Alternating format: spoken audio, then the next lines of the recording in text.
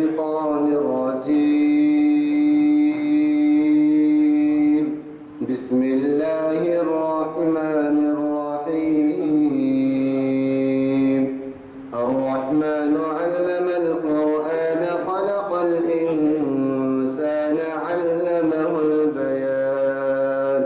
الشمس والقمر بحسبان والنجم والشجر يسجدان والسماء رفعها ووضع الميزان ألا تطغوا في الميزان وأقيموا الوزن بالقسط ولا تخسروا الميزان والأرض وضعها للأنام فيها فاكهة والنخل ذات الأكمام والحب ذو العصف والريحان فبأي آلاء ربكما تكذبان. خلق الإنسان من صلصال كالفخار وخلق الجان من مارج من نار فبأي آلاء ربكما تكذبان. صدق الله العظيم. اعلان سے واضح ہے اور جماعت کے بعد اعلان کیا گیا. آج محفل اقبال شناسی کی 932ویں نشست ہے اور اس کو مخاطب کر رہے ہیں ایک بہت بڑے اقبالیات کے اسکالر جناب ایاز الشیخ، جو تعارف محتاج اس لیے نہیں ہے کہ ہمارے یہاں اس وقت کئی محافل کو مخاطب کر چکے ہیں اور آج ان کا خطاب ایک اہم عنوان سے ہے، علامہ اقبال اور حب نبی صلی اللہ علیہ وسلم کے فارسی کلام کی روشنی میں. ضرورت بات یہ ہے کہ ہمارے مقررین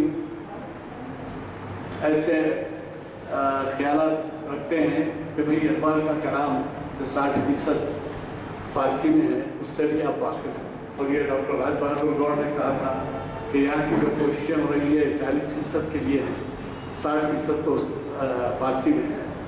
تو ہماری کوشش یہ رہتی ہے کہ فارسی کلام سے مستر رجا صاحب ہر مہینہ ایک لیکچر دیتے ہیں تو جو فارسی کلام میں ماہر ہیں. اور آج جو ہے ہمارے ایاز شیخ صاحب نے جو عنوان دیا ہے وہ فارسی کلام کے روشنی میں. اور ایک بات ہے کہ ہمیشہ کی طرح ہمارا لیکچر 40-50 منٹ کا نہیں ہوگا، بلکہ آج ہماری یہ نشست 2 مقاصد سے رکھی گئی ہے. ایک تو اقبال شناسی کے حسب معمول اور دوسری ہماری جو ہمارا پروگرام ہے وہ یہ ہے کہ ڈاکٹر محمد حیدر خان صاحب حیدرآباد کے قدیم ترین کارڈیولوجسٹ، پہلے اول فرسٹ کالج تو انگلینڈ سے کوالیفائڈ ہو کے آئے اور شاید ان کے حیدرآباد میں اس وقت جتنے ماہرین قلب ہیں وہ سب ان کے شاگرد رہے اور ان میں سے بعض گزر بھی گئے. تو میں آج ایک ہم تقریب رکھے ہیں جو شاید 5-10 منٹ 6 کو شروع ہوگی ہے، 6 بجے سے پھر اذان تک رہے گی. اور اس میں منشا یہ ہے کہ ہمارے ہاں ایک عام طور پہ خیال کیا جاتا ہے کہ اس دنیا میں قدر جب ہوتی ہے جبکہ وہ جس کی کہ آپ قدر کرنا چاہیں وہ دوسری دنیا میں چلا جاتا ہے. تو وہ اس کی موجودگی میں اگر قدر کریں تو پھر بات بھی ہے. تو ہم نے سوچا کہ جب گورنمنٹ نے ایک بڑا فنکشن کیا چومحلہ پیلیس میں اور پھر اقبال غالب ہمارے اردو اکیڈمی کا جو ابوالکلام آزاد کا جو ایوارڈ ہے وہ انہیں دیا گیا، پھر بابو خان اسٹیٹ ایوارڈ دیا گیا. ایسے کئی ایوارڈ ہیں، اگر وہ ان کا میں بایو ڈیٹا پڑھ کے بیٹھوں تو آپ اسی میں پورا وقت گزر جائے گا.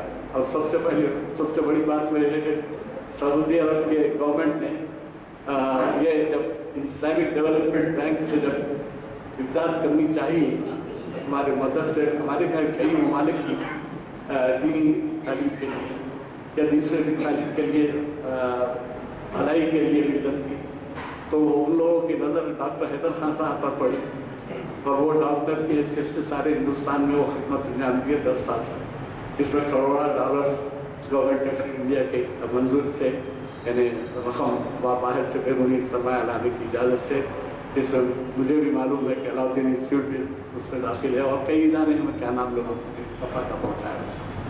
تو وہ ایک ایسی شخصیت ہیں، میں سمجھتا ہوں جتنے حضرات ہیں اس میں سے کئی تو ان کے پیشنٹس رہے ہوں گے، یعنی تو کم از کم ان کے قریب عزیزہ خالد تو ان کے پیشنٹس رہے ہوں۔ تو ہم نے یہ مناسب سمجھا کہ ان کو جو ہے عوامی استقبال بھی ہونا چاہیے۔ ماشاءاللہ سے کل کے اخباروں میں بھی اس کا ذکر ہے، آج کے اخباروں میں بھی ہے، اور مجھے توقع تھی کہ اس کا اچھا رسپانس ہوگا۔ چنانچہ آج 17، 18 یا 20 اداروں کی جانب سے ان کے جو ہے تہنیت پیش کی جائے گی، یعنی گلپوشی کی جائے گی، شاہپوشی، وہ کیا کیا ہے پروگرام مجھے معلوم نہیں، لیکن آج کا اقبال شناسی کا لیکچر جو ہے 6 بجے سے پہلے ختم ہو جائے گا۔ ایاز الشیخ صاحب جو ہے بہت ہی تیاری سے آتے ہیں، ہم ان کے ساتھ کچھ ناانصافی نہیں کریں گے، کیونکہ وہ آج جو بھی بچ جائے گا اس کو دوسری مرتبہ لیکچر رکھ کر اس میں وہ بیان فرمائیں گے۔ تو میں ان تمام ابتدائی خیالات کے بعد گزارش کرتا ہوں ہمارے ایاز الشیخ صاحب سے کہ شہنشین پر تشریف لائیں اور ہمیں محظوظ فرمائیں اپنے مطالعے سے۔ علامہ اقبال کو کیا مہربان نہایت رحم فرمانے والا ہے۔ درود و سلام محسن انسانیت رحمت العالمین حضرت محمد مصطفیٰ صلی اللہ علیہ وسلم پر۔ اللہم صلی علی سیدنا محمد وعلی آل سیدنا محمد وبارک وسلم۔ محافل عالیہ کے گوہرواں ایڈوکیٹ غلام یزدانی صاحب، معزز مہمانان اکرام، سامعین، میں فردن نام لوں تو کافی وقت ہو جائے گا، صرف یہی کہوں گا کہ آپ کی سماعتیں میرے لیے سند کا درجہ رکھتی ہیں۔ محافل عالیہ کے آرگنائزرز اور انٹرنیٹ کے ذریعے سننے والے ہزاروں سامعین و ناظرین کی خدمت میں السلام علیکم ورحمۃ اللہ وبرکاتہ۔ اقبال اور حب نبی صلی اللہ علیہ وسلم پر پچھلی 2 نشستوں کا یہ تسلسل ہے۔ پہلی نشست میں ہم نے اقبال کے زندگی کے جو واقعات ہیں، جس میں نبی کریم صلی اللہ علیہ وسلم سے محبت اور آپ سے عشق کا والہانہ اظہار تھا، اس کو بیان کیا، اور دوسری نشست میں آپ کی اردو شاعری میں جو نبی کریم صلی اللہ علیہ وسلم کی مدحت ہے اس کو بیان کیا، اور آج کی اس نشست میں انشاءاللہ اقبال کے فارسی کلام میں جو نبی کریم صلی اللہ علیہ وسلم سے محبت کا اظہار ہے اس کو بیان کریں گے۔ چونکہ آج کی ایک بہت بڑی تقریب ہے، بلکہ میں اپنے آپ کو خوش قسمت سمجھتا ہوں کہ اس تہنیتی تقریب میں اللہ تعالیٰ نے مجھے شرکت کا موقع ملا۔ دراصل یہ بزرگ ہی ہمارے سب کچھ ہیں، اور ڈاکٹر حیدر صاحب ماہر قلب ہیں، اور سارا معاملہ قلب کا ہی ہے، اور قلب کی کیفیت بدل جائے تو پھر ساری چیزیں بدل جائیں گی۔ علامہ اقبال کے تعلق سے مجھے کچھ کہنے کی ضرورت نہیں ہے، صاحبان علم ہیں یہاں پہ تشریف فرما ہے، بلکہ ان کے سامنے میری کوئی حیثیت بھی نہیں ہے کہ میں بیان کر سکوں۔ بس اتنا کہوں کہ اقبال کی زندگی میں 2 ہی چیزیں تھیں، ایک قرآن، دوسرا صاحب قرآن۔ ان کی ساری زندگی کو اگر نچوڑ کے دیکھیں تو یہی 2 چیزوں سے وہ اپنی توانائی حاصل کرتے تھے، بلکہ وہ کہتے تھے کہ یہ پاور ہاؤس ہے جن سے میں ساری چیزیں لیتا ہوں۔ اقبال کی زندگی نبی کریم صلی اللہ علیہ وسلم کے عشق کا عملی نمونہ تھی، اور اگر آپ ان کے کلام کا مطالعہ کریں تو آپ کو پتہ چلے گا کہ اقبال نے جا بجا نبی کریم صلی اللہ علیہ وسلم کی ذات گرامی سے رہنمائی حاصل کی۔ نبی کریم صلی اللہ علیہ وسلم کے تعلق سے اب ہم کیا کہہ سکتے ہیں، کیونکہ ایک ہم جیسا کمتر آدمی، ہم جیسے کمتر انسان اپنے نبی کی تعریف کا حق ادا ہی نہیں کر سکتے۔ جیسے کہ غالب نے کہا تھا کہ غالب سنا خواجہ یزداں بزرگ تھے، اوزور کے پاک کی مرتبہ دونی محمد آسا۔ غالب تو نبی کریم صلی اللہ علیہ وسلم کی تعریف کا حق ادا ہی نہیں کر سکتا، ان کا حق تو وہی ادا کرے گا جو ان کا قدردار ہے، یعنی اللہ سبحانہ و تعالیٰ۔ جس طرح سے کہ MBBS کا اپریزل ایک MD ہی کر سکتا ہے، انٹر والا نہیں کر سکتا، تو ہمارا حق ہی نہیں ہے، بلکہ یہ ہمارے ٹوٹے پھوٹے جذبات ہیں جو ہم اپنے آقا صلی اللہ علیہ وسلم کی خدمت میں پیش کرتے ہیں۔ اسی لیے کسی شاعر نے کیا خوب کہا، جو عربی اور فارسی سے ملا جلا شعر ہے، کہ لا یمکن الثنا کما کان حقہ بعد از خدا بزرگ، تو یہ قصہ مختصر، یہ یہ نبی کریم صلی اللہ علیہ وسلم کی شیخ سعدی رحمۃ اللہ علیہ کا شعر آپ نے کہا. تو علامہ اقبال رحمۃ اللہ علیہ کو نبی کریم صلی اللہ علیہ وسلم سے بے انتہا محبت تھی، اور اسی آفتاب کے نور سے اقبال کی شاعری منور ہے. ایک شعر میں کہتے ہیں مین و دانی عشق و مستی از کجاست، میں نہیں جانتا کہ عشق و مستی کہاں ہے، این شعاع آفتاب مصطفیٰ است، یہ مصطفیٰ کے آفتاب کی شعاع ہے. مولانا عبدالسلام ندوی جنہوں نے سب سے پہلے اقبال کامل نامی کتاب لکھی تھی، اس میں آپ نے کہا تھا کہ علامہ اقبال ڈاکٹر صاحب کی شاعری محبت وطن اور محبت قوم سے شروع ہوتی ہے، اور محبت الہی اور محبت رسول پہ اس کا اختتام ہوتا ہے.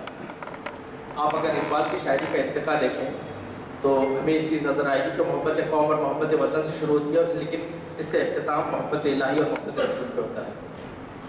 اقبال کہتے ہیں کہ خلق تقدیر و ہدایت ابتدا است، خلق تقدیر و ہدایت ابتدا است، رحمت للعالمین انتہا است. اقبال کے نزدیک خالق کائنات نے جب اس دنیا میں اپنی کاریگری کا آغاز کیا تو حضرت انسان کی شکل میں اپنے چھپے ہوئے خزانے بیان کیے. پھر جب ارتقاء کے منازل طے ہوئے اور قواعد انسانی پورے کمال پر آ گئے تو رب العالمین حضرت محمد صلی اللہ علیہ وسلم کو مبعوث فرمایا، جو سب کے لیے رحمت ہادی اور رحمت ہے.